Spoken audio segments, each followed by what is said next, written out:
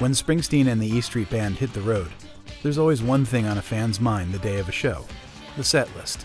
There are internet bulletin boards devoted to it. Fans follow every song and debate the merits of Springsteen's choices, or predict what might be played next.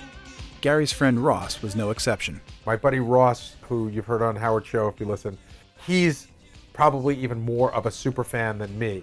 He started this thing where he would go to a show and he would start from his BlackBerry hitting with the list of songs that Bruce was doing, because of course every night the set is different. Then it started to come with commentary. So what happens is you're sitting at home and it's boing, boing, boing, and then like you go to watch a show and you come back and you see you have like 40 new emails. It'll be like, Meet Me at Mary's Place.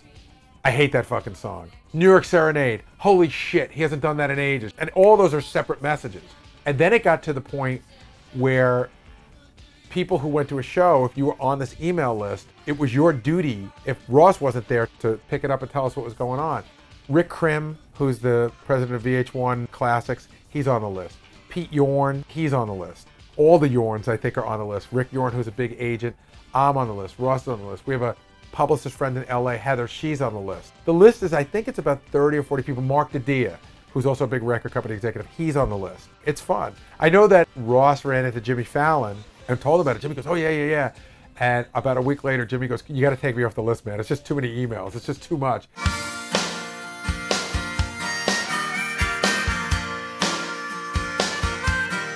I have a photograph in my office of myself, Bruce Springsteen, Bono, and my friend Ross, and a guy named Frank Barcelona who was being honored at this TJ Martell Foundation. And people go, you met Bruce, what was that like? And the answer is, I didn't really meet him. And in fact, I was at this event where I was the guest auctioneer, and it was so surreal because I'm auctioning off stuff and I'm like, okay, do I hear 300, do I hear 400? And Bruce and Bono were bidding against each other, I think sort of screwing around. So like, okay, $500 to Bruce, do I hear 550? 550 to Bono, do I hear 600 to Bruce, do I hear 7?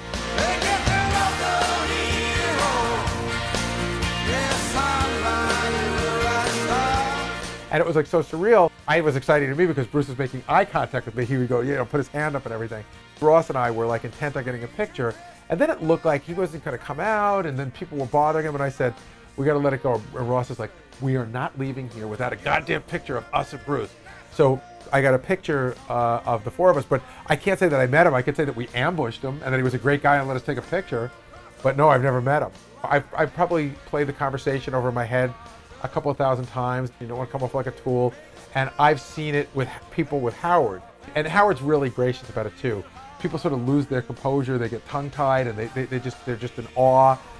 I'd love to say something to Bruce like, I'm a great admirer of your work, because I think fan conjures up, a lunatic. And I am a fan, but I'm more than a fan. I'm a huge admirer of a body of work that speaks to me. And then if you start going down that road, even when I see it with Howard, it's like, if you're talking to somebody for 60 seconds and you start telling them these highly personal stories, it just gets weird. Depending on the environment that Bruce and I are together in my insane mind, there are different conversations for different scenarios. If I get him at dinner next to me, he's getting a different earful than the 1 minute I get with him, when I get him backstage at a concert.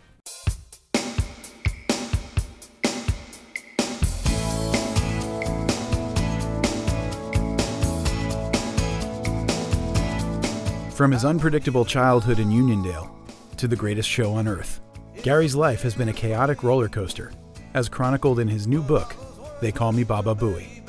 The writing of the book has been a spiritual journey for Gary and helped him find the order he craved amidst the chaos of his upbringing. The epigraph of his book sums it up. The manuscript had been turning for weeks, and we were doing the pictures and everything had to be done, and they asked me, is there a quote that you would like to put in the book? I thought about it. What would I want to put in front of the book? And I thought to myself, well, I'm a big Bruce fan, but I'm not going to crowbar a line in. It has to be something that really speaks to me. And there was a line, and it's from Brilliant Disguise. It always grabbed me. It applies in 1,000 different ways, but for me, it was good for the book because I thought my childhood was normal when I was a kid. It's a very interesting awakening when you start to realize that everything you thought was true isn't. God have mercy on the man who doubts what he so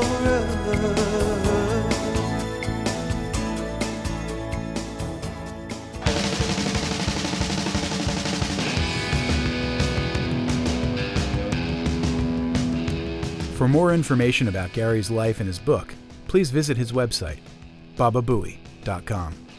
Coming up in our next SuperFan series, an in-depth interview with NBC News anchor Brian Williams. Thanks for listening. I'm Neil Van Hart. Please visit our website, beyondtheboss.com. With the power and the glory, with the power and the glory, with the promise, with the majesty, with the mystery, with the ministry of rock and roll.